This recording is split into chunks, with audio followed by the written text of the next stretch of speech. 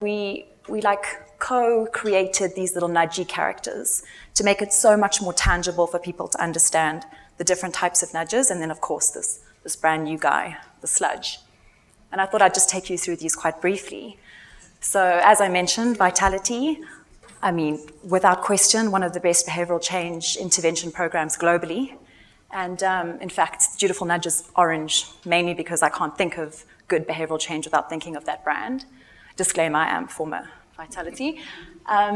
So these are the guys that really have your best intentions at heart. They have your best interests at heart. They want you to save more responsibly. They want you to eat better. They want you to exercise well. And they don't care what they offer you to get you there, whether it's cashbacks or free watches or movie benefits. They ultimately want you to live a healthier, happier, more holistic life. Moving on to the dark nudges, and I hope there's no McDonald's representatives in the audience, but and even if there are, you know, this is a little bit of a gray area. Dark nudges don't always want, you know, the worst for you, but you certainly can argue that they're not always looking out for your best intentions. So I mentioned sort of 2-for-1 specials at Aldo, or coming up soon Black Friday deals. Certainly you could argue, well, I get to save money on something I was already going to purchase, and when used responsibly, no problem. When used irresponsibly, obviously to drive a bottom line from a business and not really caring about the end user, that's of course where there's a little bit of a moral problem.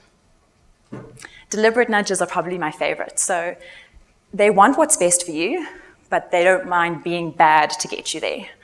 So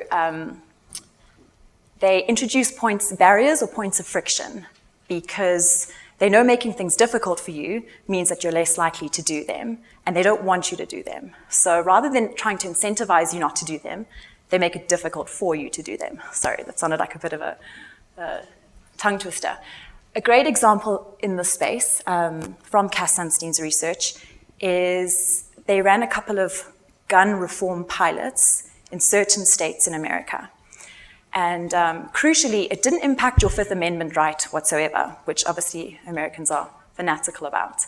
You could still go in, follow the same application process, be exactly the same person, apply for your gun.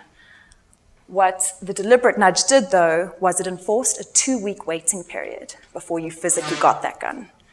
So you knew that you were getting it, you paid exactly the same amount for your license, but you had to walk out and essentially you had 2 weeks to deliberate or cool off. And the results from this have been shown to be pretty staggering. In the states where they've introduced this policy, they've seen a drastic decrease in gun-related homicides. And nothing else was done, you know. Anyone could still go and get the gun. So that's a really great example of a deliberate nudge. Moving on to the bad guys. So this is a new term. So for those of you who are quite well researched or well-read in behavioral economics and behavioral science, this was probably introduced in the past 2 years, and certainly this year, Cass Sunstein and Richard Taylor have spent a lot of time defining what they see sludge as. And their definition of it is that it's always pejorative. So it's always in your worst interests possible. And it's friction points that stop you from doing something that would be, you know, in your best interests to do.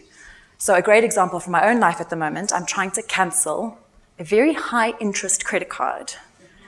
Yes, which only recently was able to pay off. Family in the corner there, don't even look. And you can do everything on this banking app, but you can't close this credit card. You can try phone them. They don't want to hear anything. They want you to come into the branch. So I went into the branch, but on a Saturday, because who has time during the week to take time out of your day-to-day life to go into a bank and queue and paperwork? The person who can help me close this account isn't available weekends. That is the perfect example of a friction point. You know, in my best interests, closing this high interest-bearing account, absolutely. Do they want me to do that? No. So they create a set of hurdles. And I mean, it has kind of now been 2 months, and I'm still paying off this card, and at some point, I need to get there during the weekday.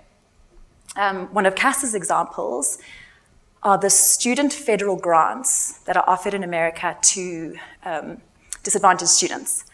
And they have to, as part of the application process, they need to submit their parents' full history of tax returns. And I mean, it's always remarkable to me that South Africa is so far ahead in a lot of these things. Our e-filing is proper. They don't have anything like that. It's very paper-based. So to ask a student to have to tick that box, well, the drop-off is immense, and the money that should go to these students, just as a result of like a bureaucratic red tape process, they're not getting it. In fact, CAS suggests that 9 billion hours every year is lost to the economy as a result of the American people having paperwork burdens, which, I mean, is a huge, huge number.